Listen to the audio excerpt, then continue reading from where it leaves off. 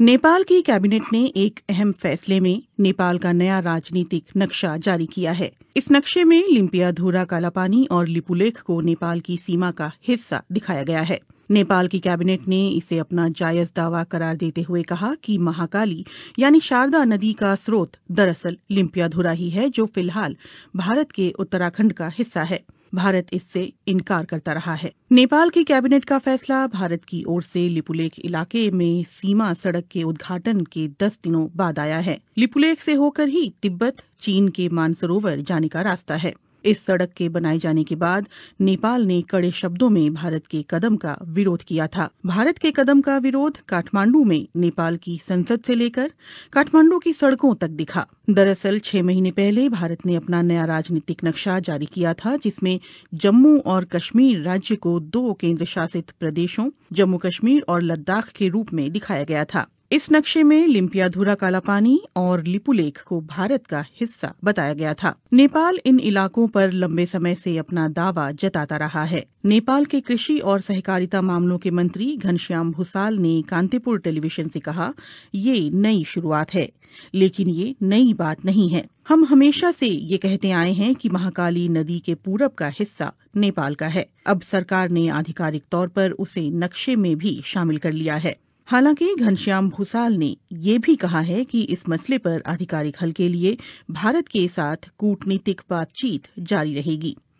माना जा रहा है कि दोनों देशों के बीच विदेश सचिव स्तर की बातचीत कोविड-19 संकट के खत्म होने के बाद हो सकती है। सोमवार को हुए नेपाली कैबिनेट के फैसले के बाद माना जा रहा है कि नेपाल की सरकार अपने अधिकारियों और स्थानीय निकायों को सरकारी दफ्तरों में इस नए नक्शे के इस्तेमाल के लिए कहेगी। इस नक्शे को शैक्षणिक संस्थानों में भी पढ़ाया जाएगा और दूसरे साझेदारों के साथ शेयर किया जाएगा। कालापानी और गुंजी के रास्ते लिपुलेख तक नई सड़क के उद्घाटन के भारत के एकतरफा फैसले के बाद नेपाल ने कालापानी और लिपुलेख क्षेत्रों पर अपने पुराने दावों को फिर दोहराया और काठमांडू में भारत के राजदूत और भारतीय विदेश मंत्रालय को नेपाल की चिंताओं से अवगत कराया था। इससे पहले नेपाल ने कहा था कि भारत ने जिस सड़क का निर्माण उसकी जमीन पर किया है, वो जमीन भारत को लीज पर तो दी जा सकती है, लेकिन उस पर दावा नहीं छोड़ा जा सकता। बुधवार को लिपुलेख विवाद पर नेपाल के प्रधानमंत्री केपी शर्मा ओली ने एक सर्वदलीय बैठक बुलाई थी, जिसमें पूर्व प्रधानमंत्रियों ने भी हिस्सा लिया था। लिपुलेख वो इलाका है जो चीन, नेपाल और भारत की सीमाओं से लगता है। लिपुलेख में कथित अतिक्रमण के मुद्दे को लेकर नेपाल में भारत विरोधी प्रदर्शनों का सिलसिला भी जारी है। नेपाल के प्रधानमंत्री केपी शर्मा ओली की सरकार ने इस सिलसिले में भारत के समक्ष लिपुलेख इलाके पर नेपाल के दावे को दोहराते हुए कड़े शब्दों में कूटनीतिक विरोध दर्ज कराया है। उत्तराखंड के धारचूला के पूरब में महाकाली नदी के किनारे नेपाल का दारचूला जिला पड़ता है। महाकाली नदी नेपाल भारत की सीमा के तौर पर भी काम करती है। नेपाल सरकार का कहना है कि भारत ने उसके लिपुलेख इलाके में 22 किलोमीटर लंबी सड़क का निर्माण किया है। नेपाल ने पहले भी साल 2019 के नवंबर में भारत के समक्ष अपना विरोध जताया था। साल 2015 में जब चीन और भारत के बीच व्यापार और वाणिज्य को बढ़ावा देने के लिए समझौता हुआ था, तब भी नेपाल ने दोनों देशों के समक्ष आधिकारिक रूप से अपना विरोध दर्ज कराया था। भारत चीन के बीच हुए समझौते को लेकर नेपाल ने पहले भी साल 2019 के नवंबर में भारत के समक्ष अपना विरोध जताया था। साल 2015 में जब चीन और भारत के बीच व्यापार और वाणिज्य को बढ़ावा देने के लिए समझौता हुआ था, तब भी नेपाल ने दोनों देशों के समक्ष आधिकारिक रूप से अपना विरोध दर्ज कराया था। नेपाल का कहना है कि इस समझौते के लिए ना तो भारत ने और ना ही चीन ने उसे भरोसे में लिया, जबकि प्रस्तावित सड़क उसके इलाके से होकर गुजरने वाली थी। इस सप्ताह जब काठमांडू में भारत विरोधी प्रदर्शन अपने चरम पर थे, तो नेपाल ने बुधवार को एक और बड़ा फैसला किया। उसने पहली बार महाकाली नदी से लगे सीमावर्ती इलाके में आर्म्ड पुलिस फोर्स एपीएफ की एक टीम भेजी है। कालापानी से लगे छांगरू गांव में एपीएफ ने एक सीमा चौकी स्थापित की है। एपीएफ का ढांचा भारत के सशस्त्र सीमा बल और भारत तिब्बत सीमा पुलिस की तरह ही है।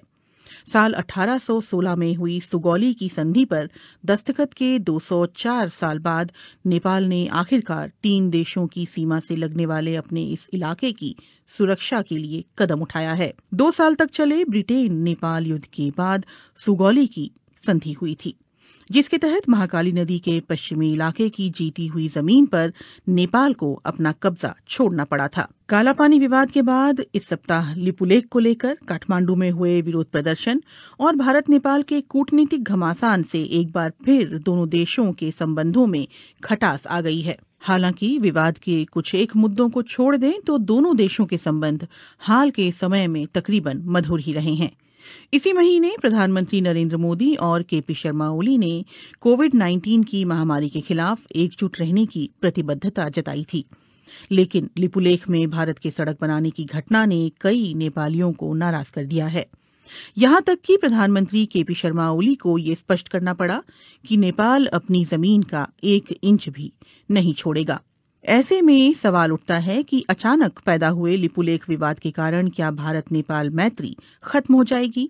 महाकाली नदी के उद्गम वाला ये पहाड़ी इलाका नेपाल के लिए इतना महत्वपूर्ण क्यों है? और ये सवाल भी उतना ही मायने रखता है कि लिपुलेख भारत के लिए भी रणनीतिक दृष्टि से इतना अहम क्यों है? नेपाल भारत संबंधों पर कई भारतीय विश्लेषकों का कहना है कि सभ्यता, संस्कृति, इतिहास और भूगोल की दृष्टि से कोई भी 2 देश इतनी नजदीकी नहीं रखते हैं जितने कि भारत और नेपाल हैं। लेकिन 1800 किलोमीटर लंबी सीमा पर दोनों देशों के दरमियान कभी न खत्म होने वाले कई सीमा विवाद भी हैं। दोनों देशों की सरहद ज्यादातर खुली हुई और आड़ी तिरछी भी है। हालांकि अब सीमा पर चौकसी के लिए सुरक्षा बलों की तैनाती बढ़ी है। मुश्किल इस बात को लेकर ज्यादा है कि दोनों देशों की सीमाओं का निर्धारण पूरी तरह से नहीं हो पाया है। महाकाली यानी शारदा और गंडक यानी नारायणी जैसी नदियां दोनों इलाकों में सीमांकन तय करती हैं। वहां मॉनसून के दिनों में आने वाली बाढ़ से तस्वीर बदल जाती है। नदियों का रुख भी साल दर साल बदलता रहता है। कई जगहों पर तो सीमा तय करने वाले पुराने खंभे अभी भी खड़े हैं, लेकिन स्थानीय लोग भी उनकी कद्र नहीं करते। सामान्य परिस्थितियों में लोगों का एक देश से दूसरे देश आना जाना लगा रहता है। भारत और नेपाल के सर्वे अधिकारी और टेक्नीशियंस सालों की साझा कोशिश के बावजूद अभी तक कोई ऐसा नक्शा नहीं बना पाए हैं जिस पर दोनों देश सहमत हों। नेपाल के सर्वे विभाग के पूर्व महानिदेशक बुद्धिनारायण श्रेष्ठ की रिपोर्ट के मुताबिक साल 1850 और 1856 में भारत और नेपाली अधिकारियों ने मिलकर एक नक्शा तैयार किया था। बुद्धिनारायण श्रेष्ठ के मुताबिक महाकाली नदी लिम्पियाधुरा कालापानी से उत्तर पश्चिम में 16 किलोमीटर दूर से निकलती है और सुगौली की संधि में इस नदी को दोनों देशों की सरहद करार दिया गया था। इसलिए इससे साबित होता है कि कालापानी नेपाल का हिस्सा है। लेकिन भारत इन नक्शों को सबूत के तौर पर स्वीकार करने से इनकार करता है। भारतीय पक्ष का कहना है कि इसकी जगह 1875 के नक्शे पर विचार किया जाना चाहिए, जिसमें महाकाली नदी का उद्गम कालापानी के पूर्व में दिखलाया गया था। गौरतलब है कि 1875 के नक्शे पर नेपाल के दस्तखत नहीं हैं। काठमांडू में इस मामले पर जानकारी रखने वाले अधिकारियों का कहना है कि नेपाल और भारत की सीमा के निर्धारण का काम ज्यादातर पूरा कर लिया गया है। हालांकि नदी वाले इलाकों में ये काम पूरा नहीं हो पाया है। नेपाल की पश्चिमी सीमा पर महाकाली नदी और दक्षिणी सीमा पर गंडक नदी दोनों देशों की सीमा निर्धारण करती है, लेकिन यहाँ नक्शा तय करने का काम अभी भी अधूरा है।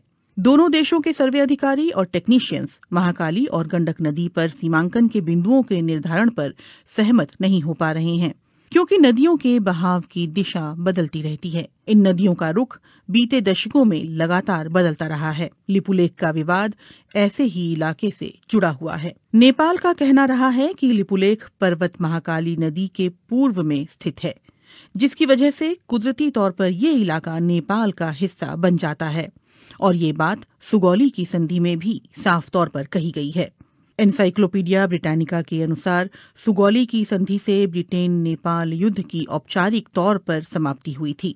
संधि की शर्तों के तहत नेपाल ने तराई के विवादास्पद इलाके और महाकाली नदी के पश्चिम में सतलुज नदी के किनारे तक जीती हुई जमीन पर अपना दावा छोड़ दिया था। अगर सुगौली की संधि ये स्पष्ट रूप से कहती है कि महाकाली नदी का पूर्व का इलाका नेपाल का है, तो फिर समस्या कहाँ है? नेपाली इतिहासकारों और सर्वे अधिकारियों का कहना है कि दोनों देशों के बीच गलतफहमी इस बात को लेकर है कि महाकाली नदी का उद्गम स्थल कहाँ है और विवाद की जड़ यही है। इसीलिए सवाल उठता है कि महाकाली नदी कहाँ से निकलती है, लिम्पियाधुरा की पहाड़ियों से या फिर लिपुलेख से।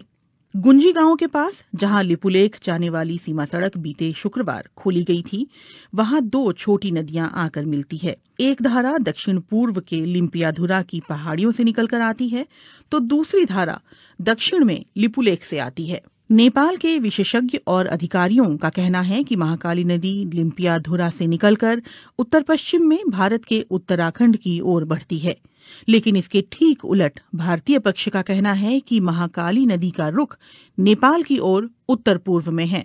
उनका कहना है कि लिपुलेख से निकलने वाली जलधारा ही दरअसल महाकाली नदी का स्रोत है और इसी से दोनों पड़ोसी देशों की सीमाओं का निर्धारण होता है।